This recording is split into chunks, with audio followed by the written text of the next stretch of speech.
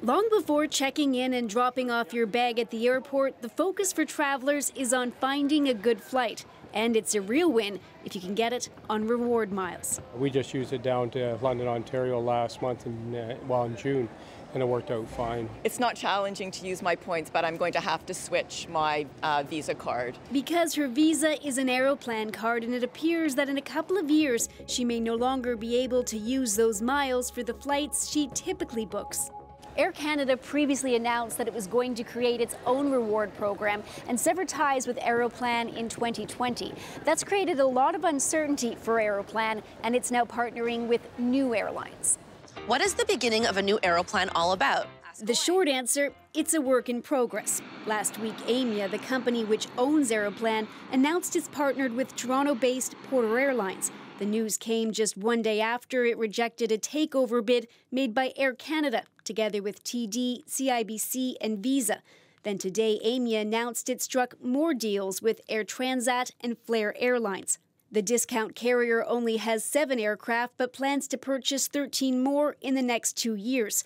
Officials with the company believe the Aeroplan arrangement is good for their growth and for consumers. With a number of airlines playing in the same program, your opportunities expand, and you're not just sitting on one particular carrier.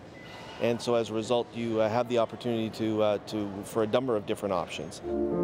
And Aeroplan could have more partners because Aimia is in talks with Oneworld, an airline alliance whose members include British Airways and Cathay Pacific. I'm quite certain we haven't heard the end of announcements in terms of who may be part of that coalition.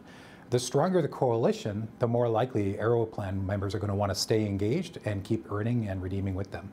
Instead of trading in their cards for a new loyalty program.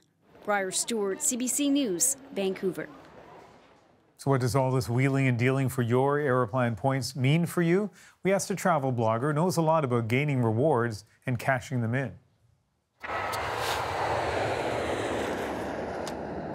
Yes, so the direct answer would that be absolutely you must. Although lots of updates are coming through, all these updates don't become active until July 2020. And again, we don't know what's going to change between now and then. So the best idea and advice right now would be to use up whatever you've accumulated before June 2020.